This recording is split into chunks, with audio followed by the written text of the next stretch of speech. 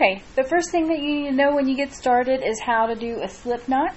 There are several methods for doing a slip knot. One of the first ones that I showed you guys today was wrapping the yarn around your index finger like this. Okay, so you have two wraps. It's just basically a spiral wrap. Again, all I did was wrap it around this way, so I'm going away from myself.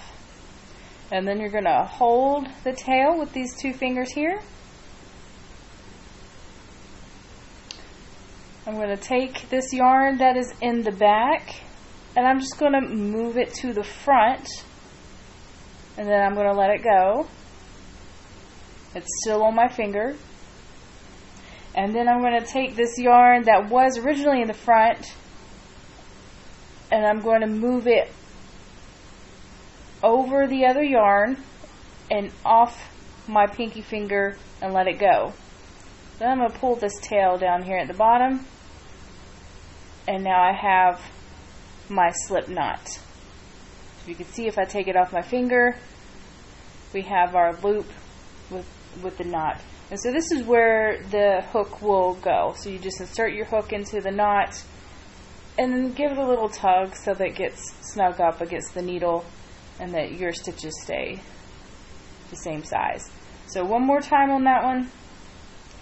I just wrap it around my finger, away from me, hold the tail, take the back loop, move it over the first to the front, still on my finger, and then take the back, what is now the back loop, and then pull it over again and off my finger.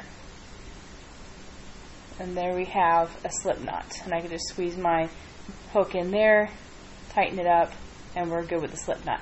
Now there are a couple other ways that you can do it. Some people like to lay it out and do a little circle here. Okay, and so the circle your tail end is coming up over this,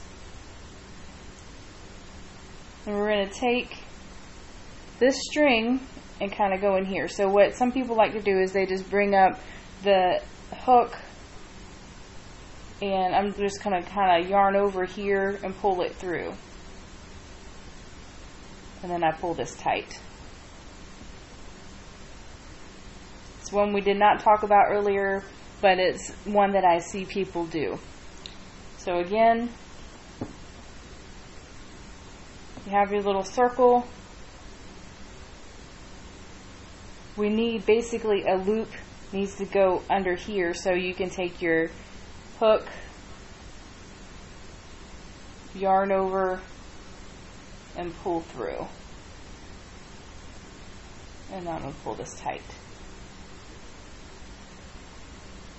Usually this one ends up being a little bit more difficult for beginners, and so that's why I taught the other one first. Okay? And some people like to start with it on their needle themselves. So you're just holding it here. You have the string crossed over, and you're just going to kind of yarn over and bring it through, and then pull that tight, and that's a slip knot. And so some people actually find that one pretty easy, so I'll do that one again. Start with it on your hook, hold it across in front, so you have your tail is on top, and hold this here, and just yarn over and bring it through, and then tighten it up. And that movement is very similar to a chain, so you guys saw chains earlier today, so that might be preferable. It's up to you. Do whichever method you prefer, and you're all set with the slip knot.